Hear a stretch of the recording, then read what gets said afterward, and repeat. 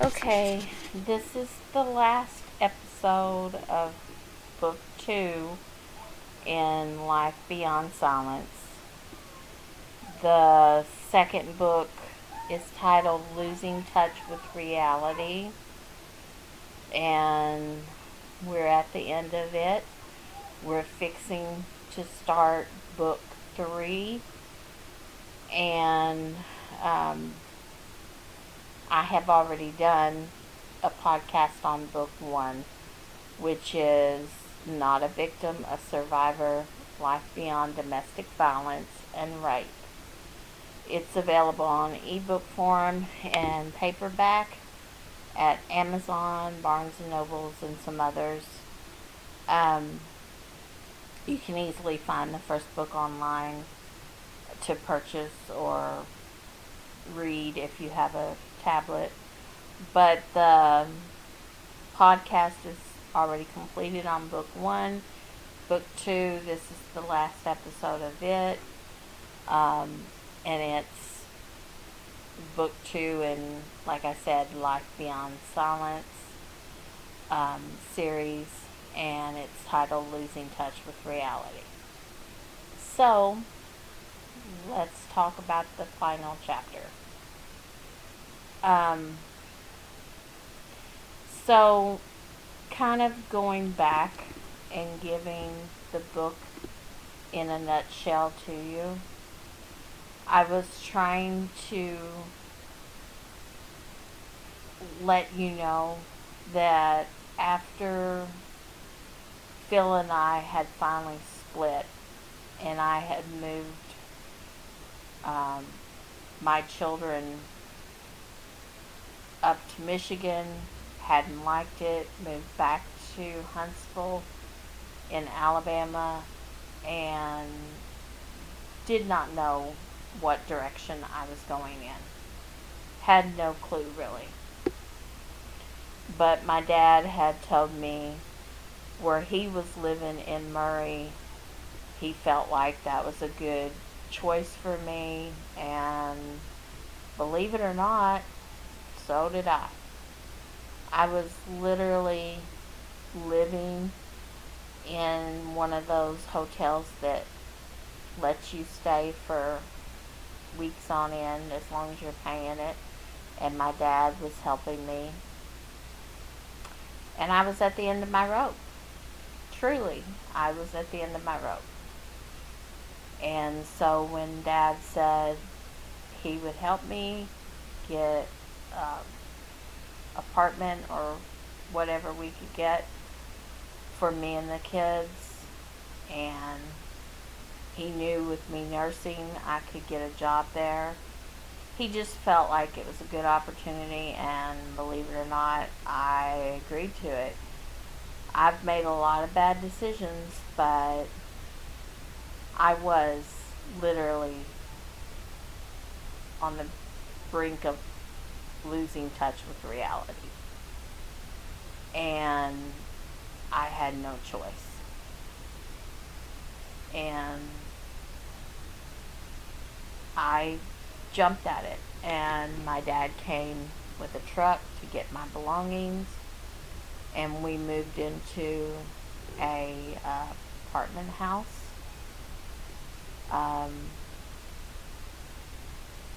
It was like a house, but it was an apartment, and I was really lucky. I literally moved in, and 2 weeks later had gotten hired on at the hospital. And I was completely thankful for that. And of course my dad was thankful for that because I could pay my way.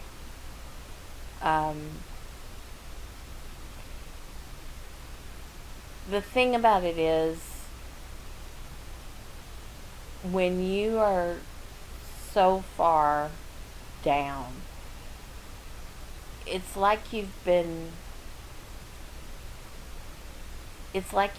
kicked so much through your life you can't make good decisions.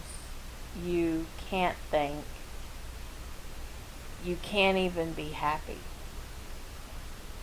And coming all that way and getting into that apartment, yeah, my dad helped me, but he stayed his distance. He really did. Um, to be honest, I don't know why. I guess I had other thoughts, but for some reason I felt like, I don't know, maybe I'd have a family. Maybe my dad and my stepmom would invite us over and the kids could play and we would hang out and maybe he would get to know us. But I guess, you know, overall, I've always been the bad sheep of the family. And I've always made bad decisions. So I guess overall, he felt like he had helped me. And now it was my turn to pay my way and take care of my kids and be in the same town as him, but not like necessarily around him.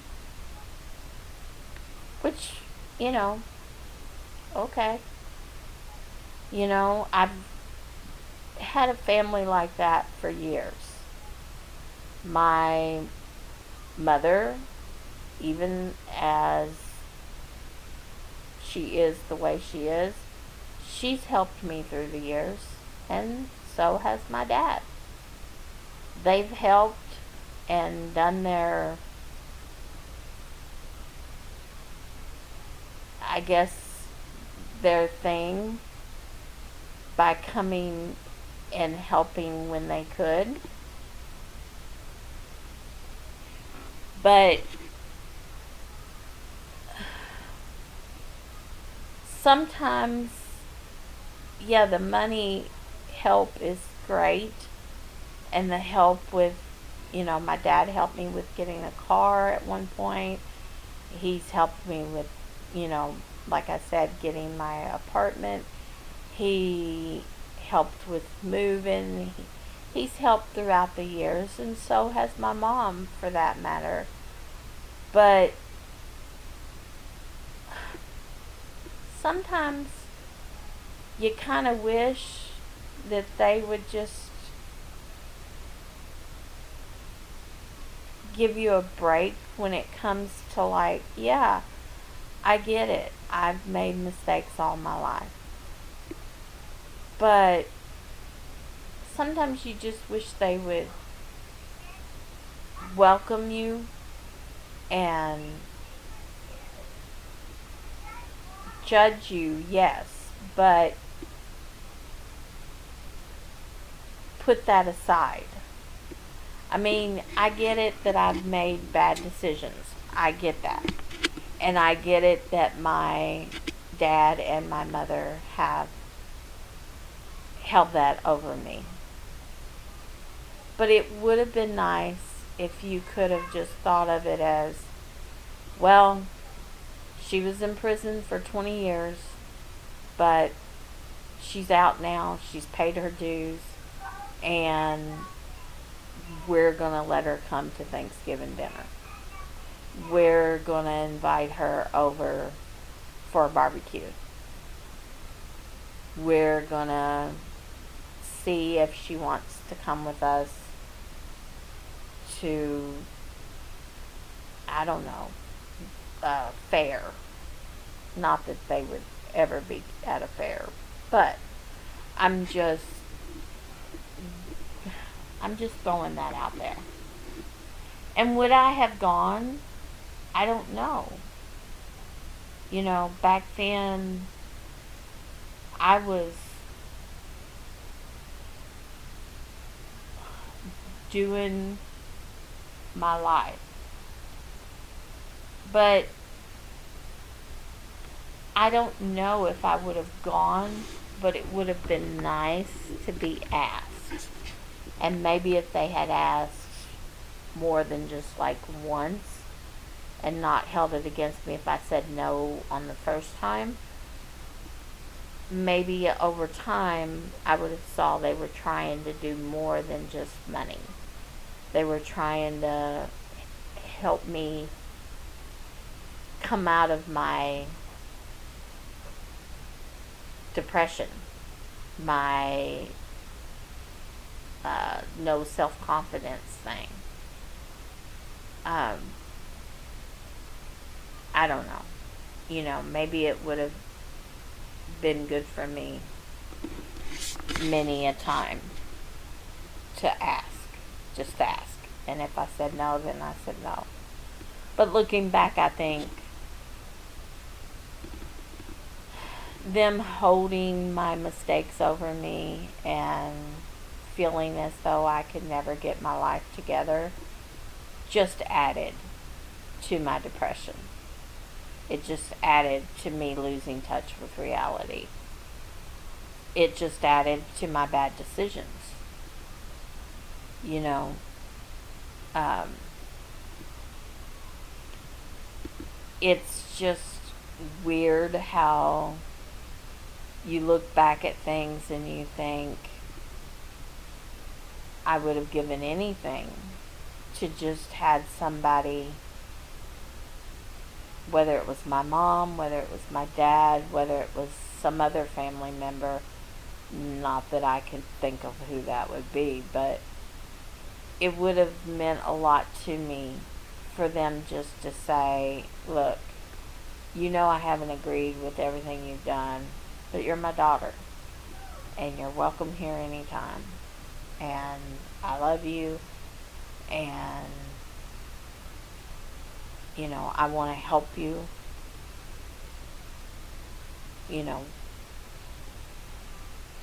I want to be here to listen to your problems.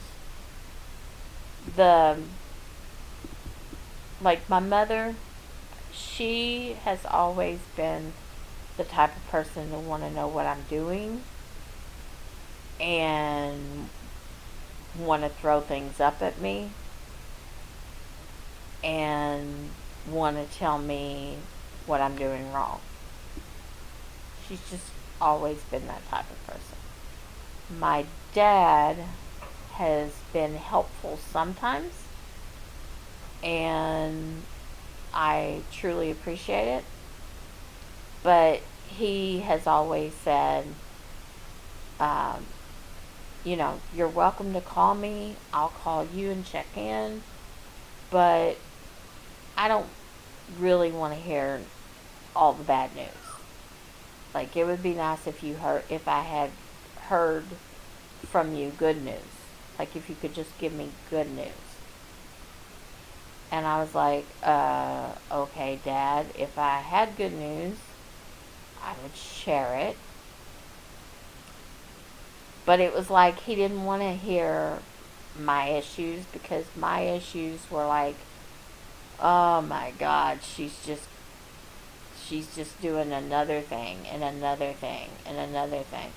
He never wanted to hear that. He never wanted to hear how work was doing me or how the kids were in trouble. He never wanted to hear any of that. He just wanted me to say, oh, I'm okay. We're fine. Don't worry about us. Thanks for calling. Bye.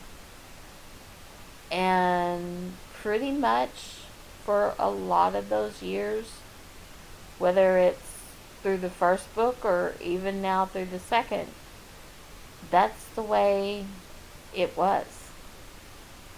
He just wanted to hear that everything was okay, even when it wasn't.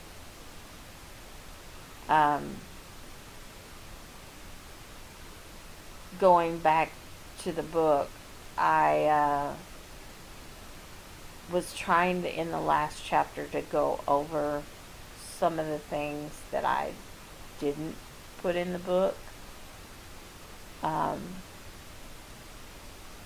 You know how I've said before that My memory is not as good as what it maybe should be. I have trouble with dates and things like that.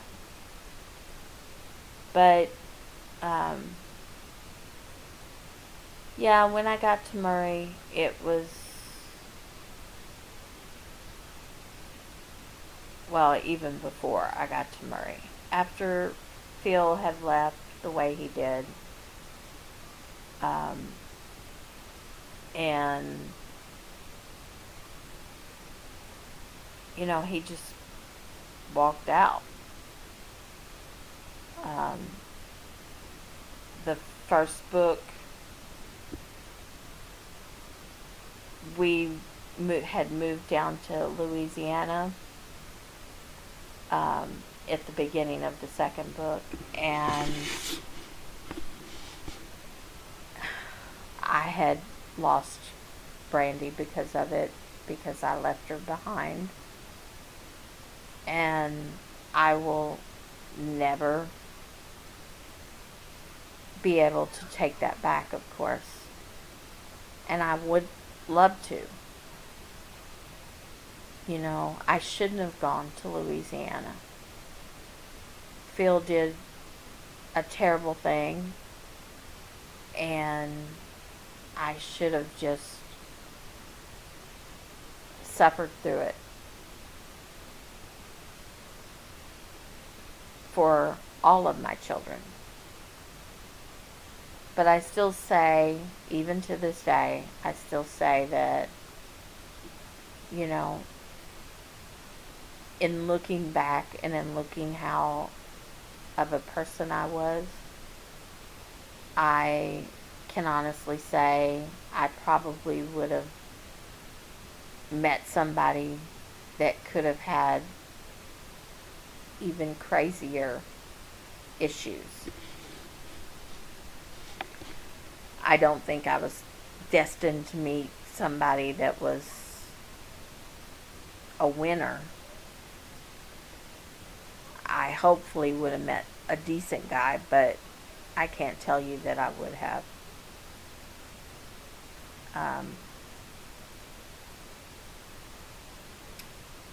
I was just devastated. And my world had been rocked. And at the time I went to Louisiana, I knew immediately when I got down there I made a horrible mistake. But I couldn't take it back. And I don't know that that was the beginning of my downfall into hell, but I know that sealed the deal as far as my family goes. And they've never forgotten that. Not that I'm saying for them to forget it. I'm not. I take responsibility for that. But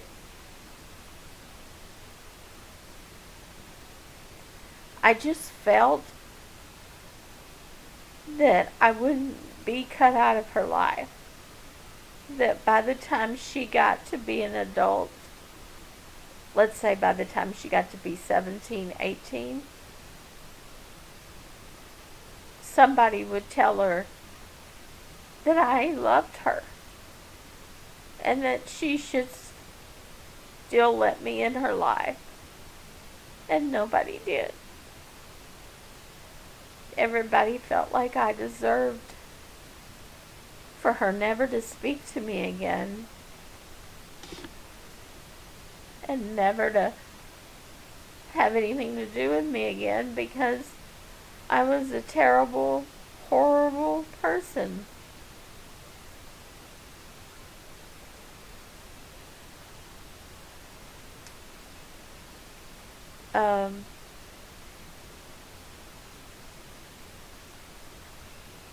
I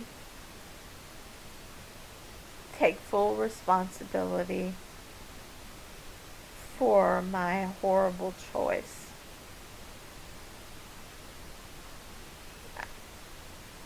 I really felt, I don't care what anybody says, but I really felt like Chris deserved a chance with his dad, and that I still loved his dad, and that my first daughter was telling me it was okay to go.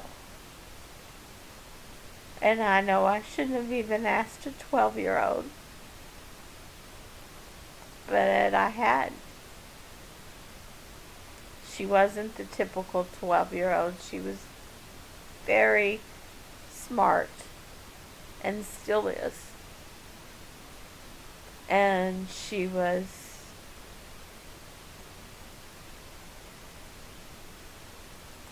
knew I was sad, and she knew that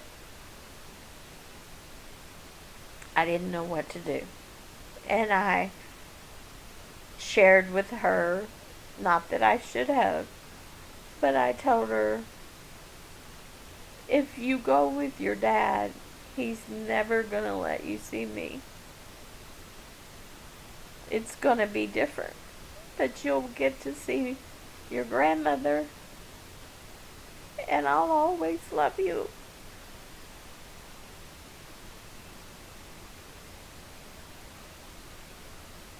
I just don't know what I'm going to do if I stay.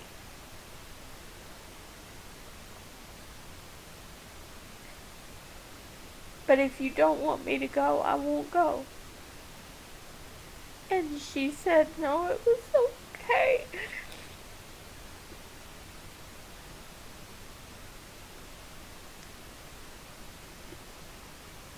So in the second book, by the time I'm in Louisiana, I'm totally losing touch with reality.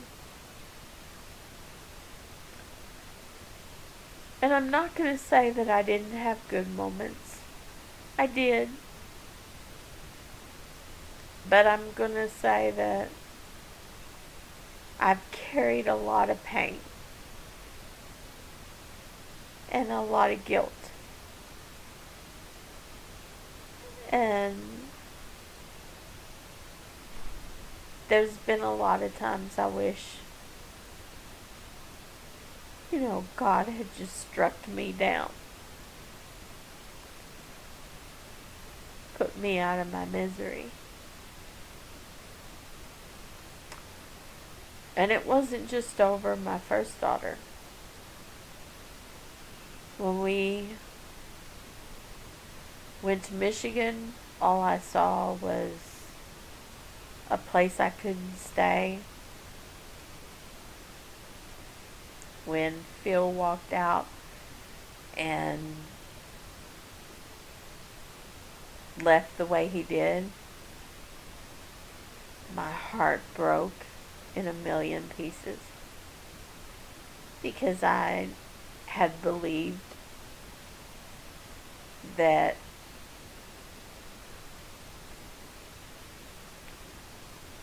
he would never hurt me again. He might have an affair or might do something he shouldn't, but he would never leave us because he had done what he did and cost me my first daughter.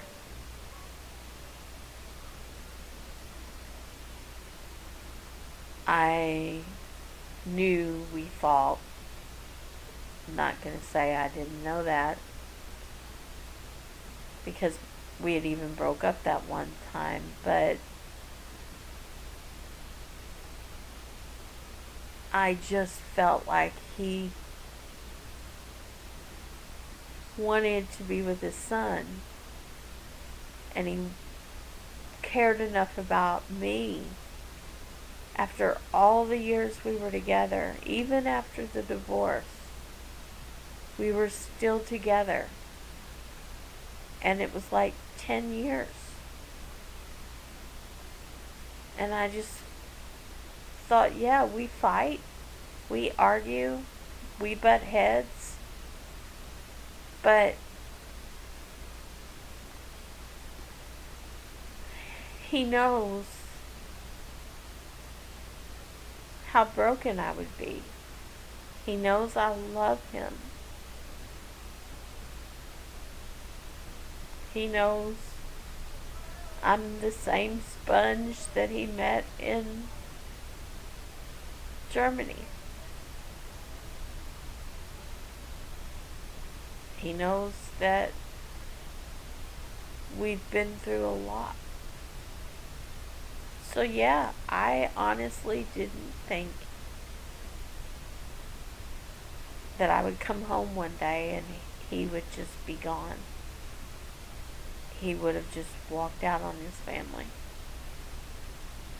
I didn't even know people did that.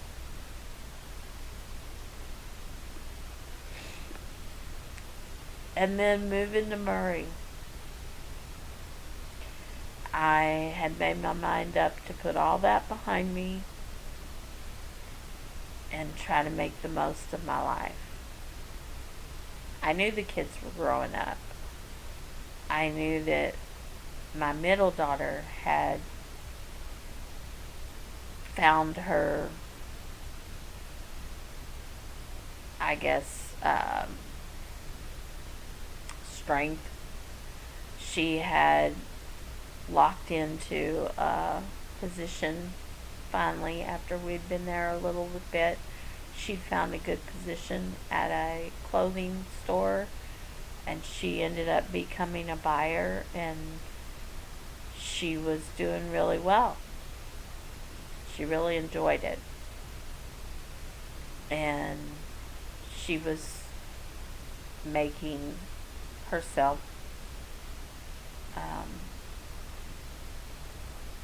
free, I guess, of a lot of things. And she has always, not that people have favorites in children. They don't. I don't. I have 4 beautiful children. My oldest, as you well know, is not speaking to me. My middle daughter has always been the closest with me. She's always been my strength, my comforter. She's always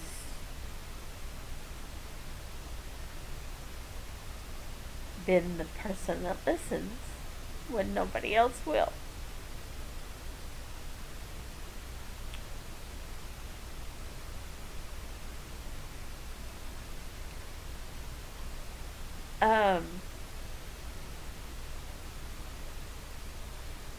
My son, my youngest, has always been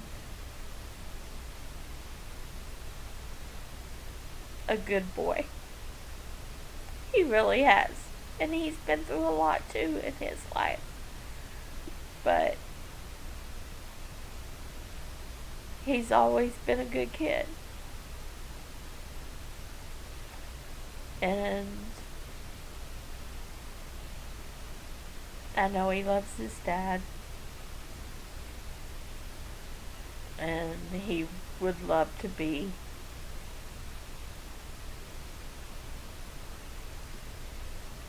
I guess you could say, more accepted by his father.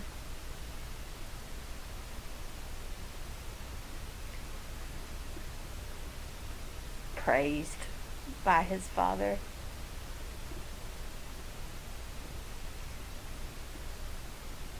But he's there for me. And he's a good son.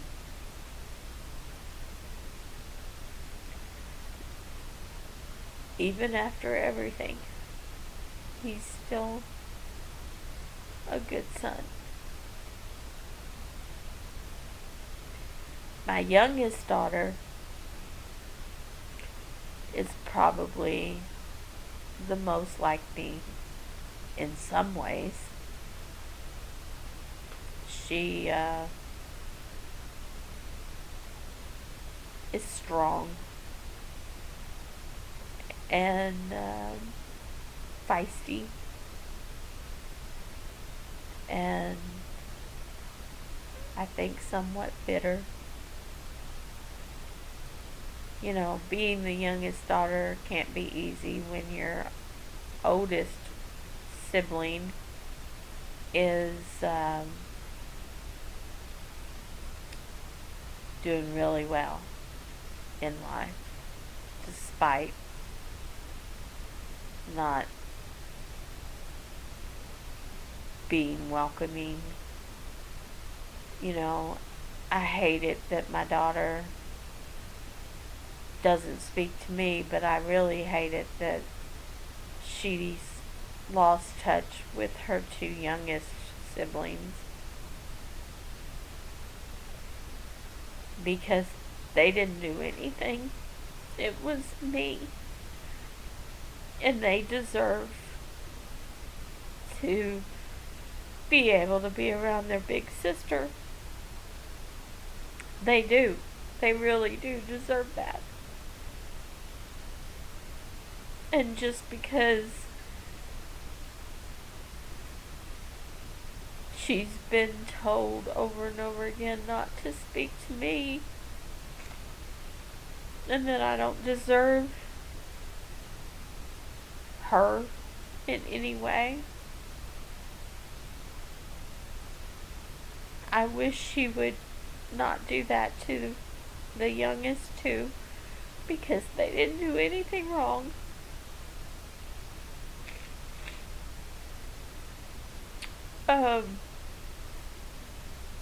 But my youngest daughter has to probably carry around a lot of bitterness for the way that my oldest two, my oldest daughter and my middle daughter, still have each other. And they're doing good in this life. They're flourishing. They're welcome. I guess I made a fence at some point in my life, and the fence said, don't come over on this side because this side is not the good side. And the grass is greener on the other side. And that's where my oldest daughter, my mother, other people, that's where they live. And my middle daughter's always tried to saddle the fence and cross between it so that she can stay in touch with me and her siblings, but still go back to the other side and probably be happier. I don't know.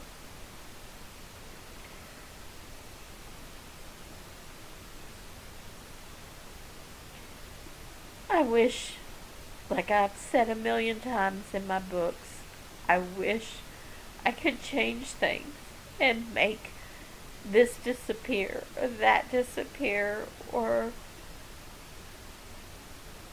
make even me disappear,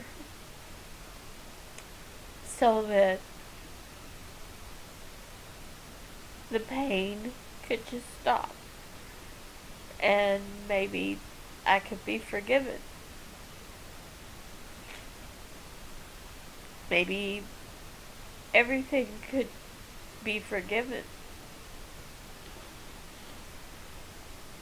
But unfortunately, you can't do that. You just can't. There's just no way.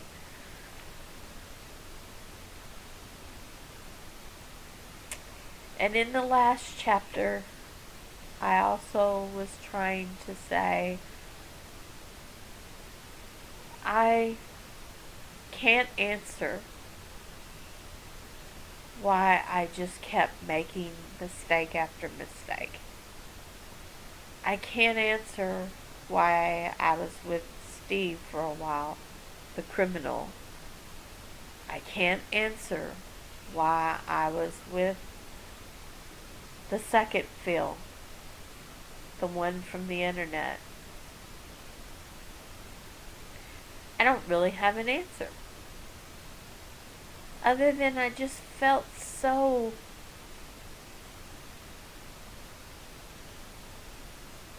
just so desperate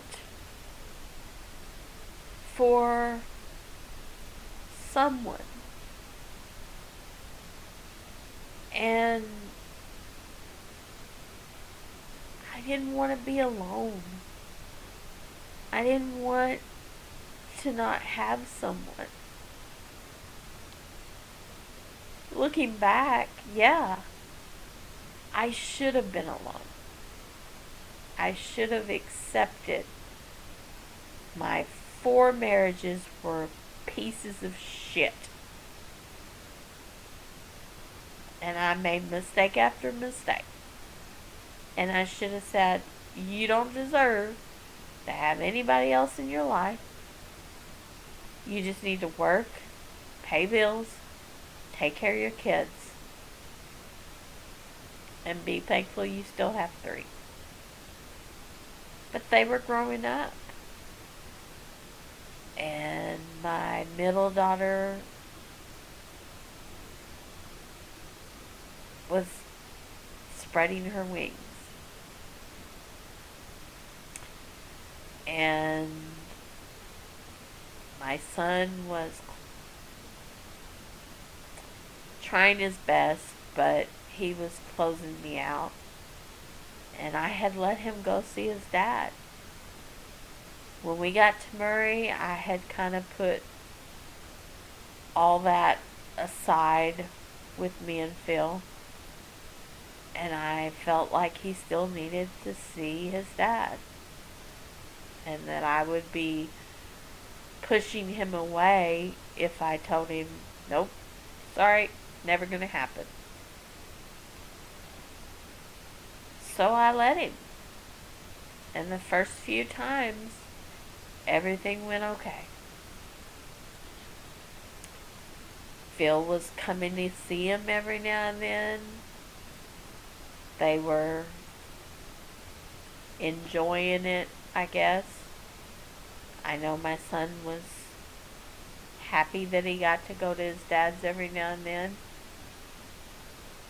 Yes, Jennifer was there. But I was trying to put all that aside. After all, I was still in the pit of hell. But that too backfired on me.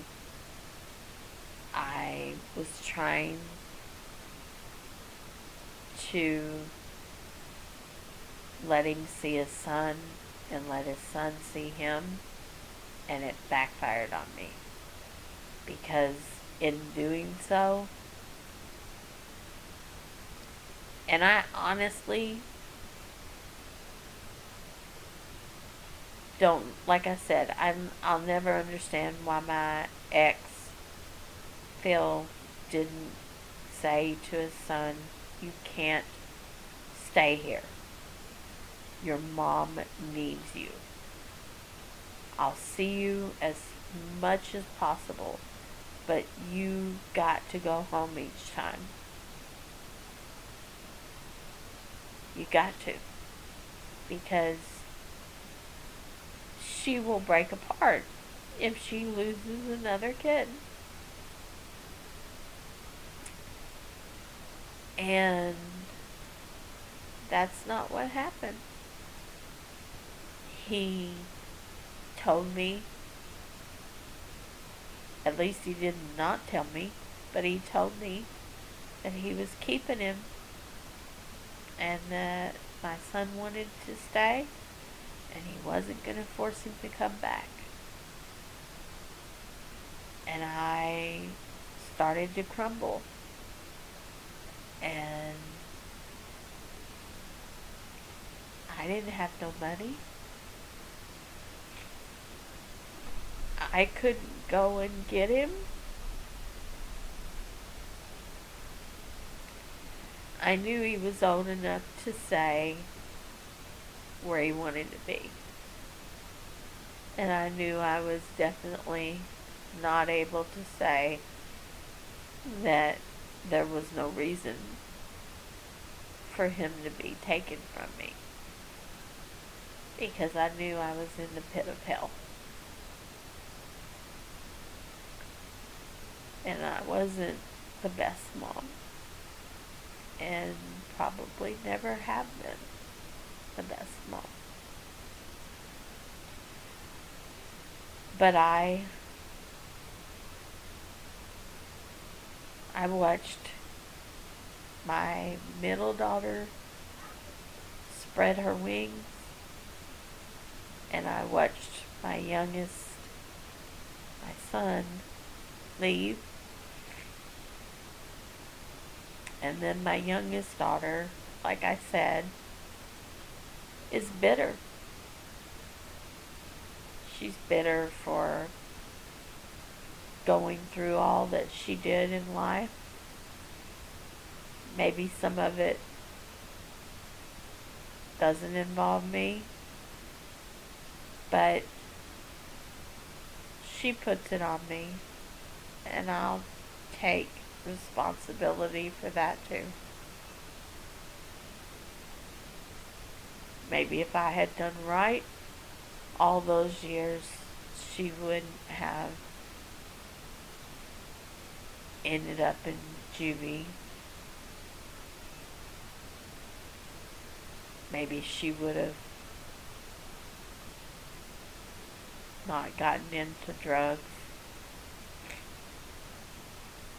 Maybe she wouldn't have struggled as much as she did. And there's a lot of her life that I don't even know, probably. And that's her story to tell, not mine.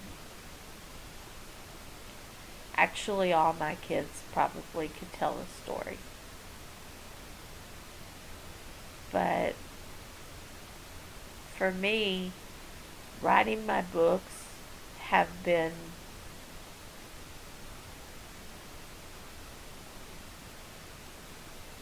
therapy. Therapy that I never really had. Therapy that gave me a voice in which to get it out. You know, all the emotions that I've been through in my life, I felt like when I wrote my books, I felt like they were eating me up. They were killing me from the inside out and taking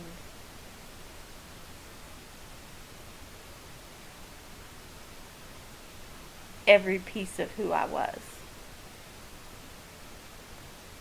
and leaving a shell of a person.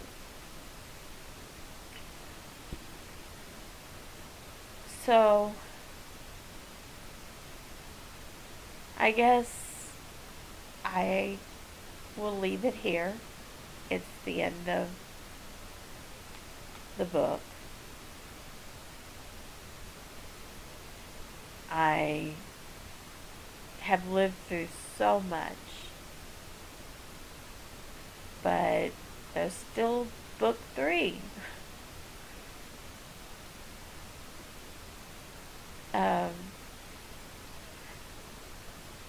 I just want to say I really truly appreciate everybody that's listened to my story. I don't necessarily think that I wrote the best book ever, of course. I just think I wrote an honest book of how I've managed, how my life has spiraled out of control, but how I survived. And I'm still here.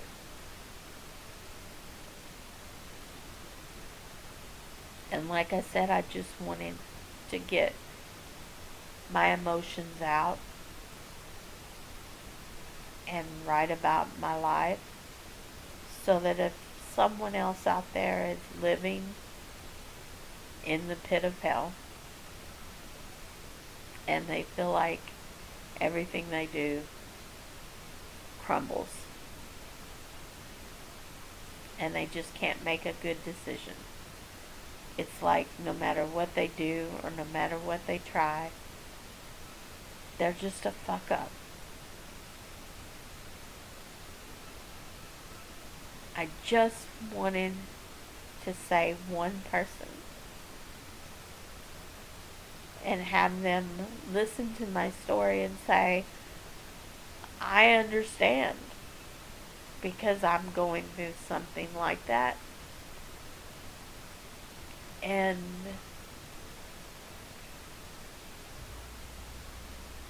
I can hear her words and know that I'm not the only person going through this painful and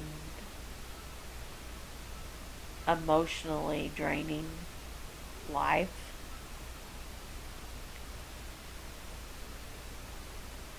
And if one person hears my story and maybe learns that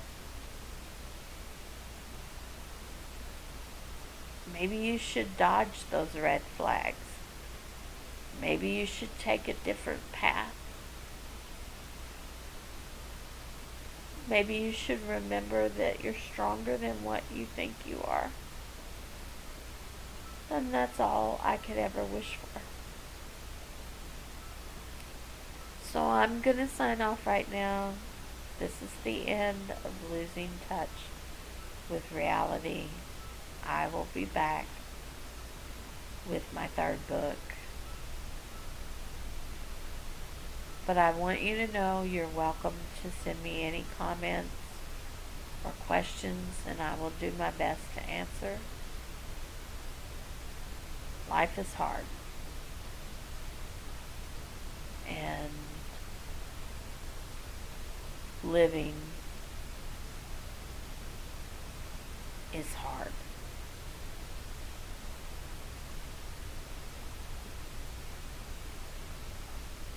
And all you can do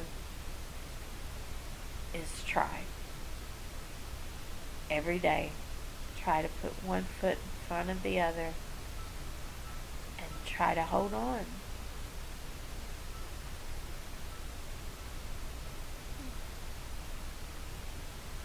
When I wrote the second book, Losing Touch with Reality, I honestly felt it was the best title because I was spiraling.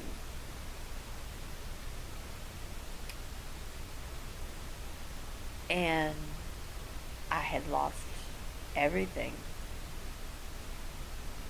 by the end. But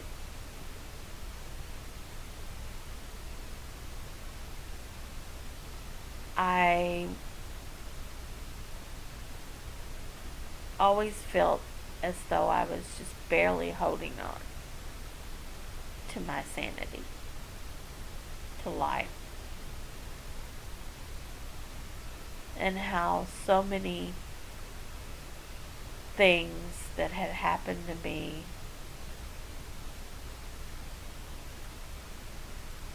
I just couldn't ever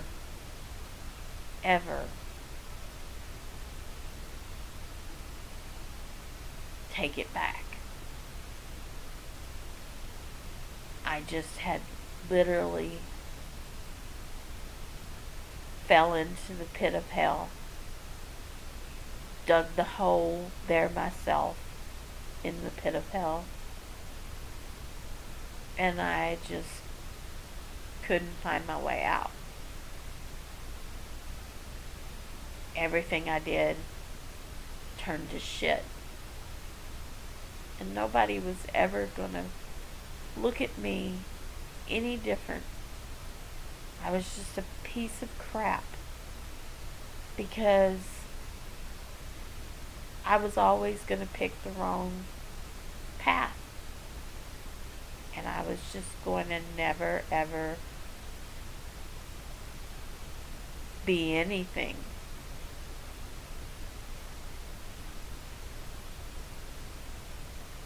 But what people don't understand is they don't have to forgive me. And I don't ever look to think that they will.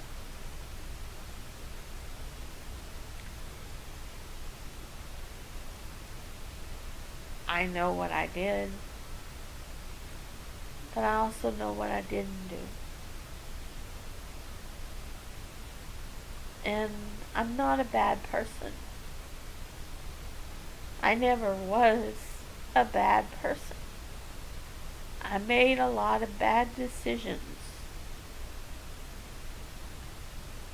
And I'm sorry.